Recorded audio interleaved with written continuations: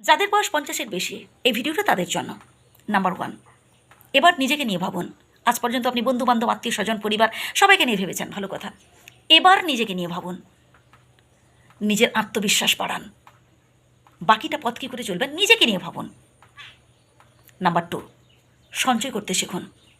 হ্যাঁ, আজ পর্যন্ত আপনি অনেক টাকা উড়িয়েছেন বন্ধুবান্ধবদের পেছনে, আপনি একটাও টাকা সঞ্চয় করে রাখেননি, আপনি বিশাল ভুল করেছেন। বেশ, যা হয়েছে হয়েছে, অতীতই অতীত, পাস্ট ইজ পাস্ট, এটাকে নিয়ে ভাবার কিছু কোনো প্রয়োজন নেই। বর্তমানকে নিয়ে ভাবুন। বর্তমানে এবার থেকে টাকা সঞ্চয় করুন, অর্থ সঞ্চয় করুন নিজের জন্য। কারণ আপনার কাছে যখন টাকা থাকবে না বৃদ্ধ বয়সে, তখন আপনার কাছে কেউ থাকবে না। আপনার টাকা থাকলেই তবেই লোকে আসবে আপনার সেবা করতে। একদম বাস্তব কথা ভাই। টাকা সঞ্চয় করুন, আপনার সামর্থ্য অনুযায়ী আপনি টাকা সঞ্চয় করুন। যতটুকুন আপনার ক্ষমতা রয়েছে ততটুকুনি আপনি সঞ্চয় করুন না, অল্প অল্প করে সঞ্চয় করুন। তাই বলে বর্তমানে কিছু খাবেন না, একদম কিপটামি করে রাখবেন তা বলছি না। বর্তমানে যা রোজগার করছেন, যতটা খরচ হচ্ছে ঠিক আছে, বাকি টাকাটুকু সঞ্চয় করে রাখুন। নাম্বার 3, এটা ভীষণ জরুরি, ভীষণ গুরুত্বপূর্ণ। আপনি আপনার জায়গা সম্পত্তি বিষয় আসো কাকে দেবেন, কী করবেন, এটা বলতে যাবেন না কাউকে।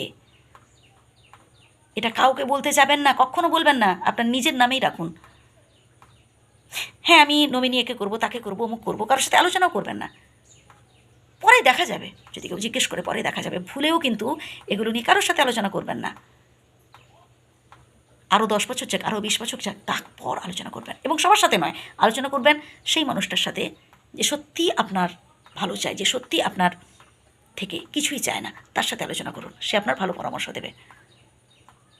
এই পৃথিবীতে না বেশিরভাগ মানুষের স্বার্থপর, আপনার থেকে ভালো কিছু নিয়ে নিয়ে আপনাকে ফেলে দিয়ে চলে যাবে, ইউজ অ্যান্ড থ্রোয়ের মতো, বুঝলেন? কথাগুলো আমি দ্রুত বলছি একটাই কারণ, তার কারণ হচ্ছে আমি জানি আপনারা মানে সম্পূর্ণ ভিডিও শোনার ধৈর্য সময় থাকে না আপনাদের, তাই দ্রুত বললে কথাগুলো কানে যাবে, তাই বলছি আর কি। এর পরের পয়েন্টটাও ভীষণ জরুরি, গুরুত্বপূর্ণ, কথাগুলো মন দিয়ে শুনুন। আপনার যদি 50-এর বেশি বয়স হয়ে থাকে, এবার বলবো একটু বিশ্রাম নেওয়ার চেষ্টা করুন। কর্ম করুন, কিন্তু যে পরিমাণ আপনি পরিশ্রম করতেন, যে পরিমাণ আপনি কষ্ট করতেন, এবার একটু কষ্টটা কমান। পরিশ্রম করুন, কাজ করুন, কাজ ছাড়বেন না, কাজ করুন। কিন্তু এই যে মাথার ঘাম পায়ে ফেলে কাজ করা, প্রচুর পরিমাণে কাজ করা, প্রচুর পরিমাণে কাজ করা, এবার একটু কাজটা কমান। মানে একটু রেস্টে থাকুন, কাজও করুন, বিশ্রাম করুন তার সাথে। বিশ্রামের ভীষণ ভীষণ প্রয়োজন রয়েছে 50-এর বেশি বয়স হলে, না হলে নানান রকম রোগ ব্যাধি গ্রাস করবে। কর্ম করুন, আমি আবারও বলছি, তার সাথে বিশ্রামও করুন। একটা সময় যখন আপনার এজ ছিল, তখন আপনি প্রচুর কর্ম করতেন, মানে বিশ্রাম করার সময় পেতেন না, ঘুমাতে সময় পেতেন না। এবার আপনার বিশ্রামেরও সময় রয়েছে, বেশি আপনাকে বিশ্রামও করতে হবে। এর পরের পয়েন্টটাও ভীষণ গুরুত্বপূর্ণ, সেটা হচ্ছে আপনার যা করতে ভালো লাগে আপনি তাই করুন। বন্ধুবান্ধবদের সাথে ঘুরতে ভালো লাগছে, করুন না। বন্ধুবান্ধবদের সাথে আড্ডা মারুন, ঘুরুন, মজা করুন, দেখবেন আপনার মন ভালো থাকবে। এবং এর সাথে আরও একটা কথা বলি, সেটা হচ্ছে একাকিত্ব কখনো মনে আসতে দেবেন না, যে আপনি একা, আপনার আশেপাশে কেউ নেই, এটা কখনো ফিল করবেন না। প্রচুর পরিমাণে নিউজ পেপার পড়ুন, গল্পের বই পড়ুন, মোবাইল দেখুন, টিভি দেখুন, যে বিষয়গুলো আপনার দেখতে ভালো লাগে, যে বিষয়গুলো আপনার আলোচনা করতে ভালো লাগে, সেটাই করুন।